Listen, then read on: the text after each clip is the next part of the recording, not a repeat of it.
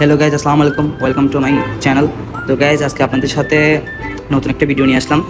তো গাইজ, আজকে আমরা যাব ঝুলন্ত ব্রিজের কিছু ভিউ পয়েন্টে। তো গাইজ, পাশে থাকবেন, এখন আমাদের ভিডিওটা দেখবেন। তো গাইজ, দেখতে দেখতে আমরা রওনা দিয়ে দিলাম আমাদের বাইকটাকে নিয়ে। আর যাওয়ার পথে যে রাস্তার ভিউ আছে সেগুলো একটু দেখবেন। আসলে রাঙামাটি প্লেসটা অনেক সুন্দর। তো আমরা যেতে যেতে কিছু ভিউ পয়েন্ট পড়বে, সেগুলো দেখবেন।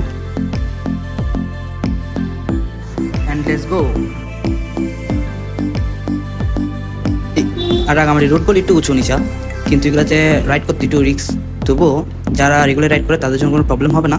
আর জায়গাটা আসলে অনেক সুন্দর, রোডগুলোতে আমাদের ড্রাইভিং করার মজাই আলাদা। তো আমরা অলরেডি বিডিআর ক্যাম্পের আশেপাশে চলে আসছি। বিডিআর ক্যাম্পের থেকে আমরা ঝুলন্ত ব্রিজের আশেপাশে যাবো। ওখানে কিছু নতুন ভিউ পয়েন্ট আছে, যারা টুরিস্ট যারা নতুন আছে তারা আসলে এটা জানে না, যারা স্থানীয় তারাই জানে। তো লেটস গো।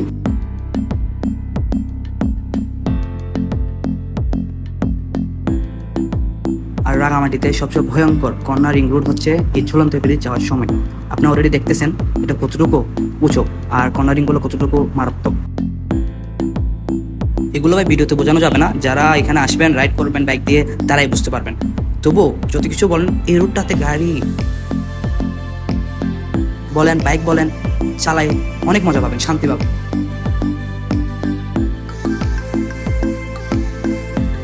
আর ওয়েদারটা কিন্তু মারাত্মক লেভেলের সুন্দর। আপনারা দেখেন সবুজ গাছ, নীল আকাশ, আর কি সুন্দর ওয়েদার।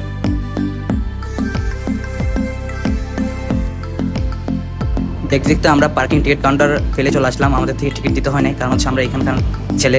আর দ্বিতীয় কথা হচ্ছে আমাদের পাশে কিছু স্থানীয় মানুষ ছিল, ভাই ব্রাদার ছিল। তো আমরা অলরেডি ঝুলন্ত ব্রিজ যাইনি, কিন্তু ঝুলন্ত ব্রিজের বিপরীতে যে একটা ভিউ পয়েন্ট আছে সেটা আপনাদেরকে দেখাবো, তার জন্য আজকে এই ভিডিওটা।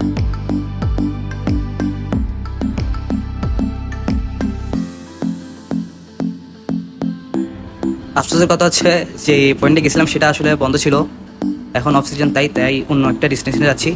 তো অলরেডি আমরা আরেকটা হোটেলের ভিতরে ঢুকে এখন গলির ভিতর দিয়ে যাবো, চেপা চাপা রাস্তা। তবুও আপনারা একটু মজা পাবেন, পাশে থাকবেন। অ্যান্ড লেটস গো।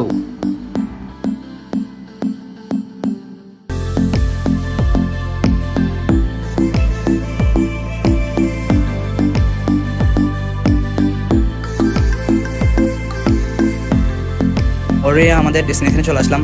এখন হেঁটে হেঁটে যেতে হবে, কারণ রাস্তাটা একটু ছোট, বাইক দিয়ে যাওয়া নিষেধ। তার জন্যে আপনারা দেখেন একটু ভিডিও করে নিলাম, চুলটা ঠিক করতেছি, কারণ যে রোদ পড়ছে বা এই রোদের মধ্যে একটু চুলগুলো ঠিক করে নিই। আর রোদের জন্য তো আমার ফেসটাই চলে যাচ্ছে। তো অলরেডি চলে আসলাম ডেস্টিনেশনে, কিন্তু এটা তো অফ। এই পয়েন্টে আসলাম, তারপর দেখছি এই পয়েন্টটা তো অফ। তবুও কিছু করার নাই, আমরা এটাতে আপনার পার হয়ে তারপর ঢুকবো।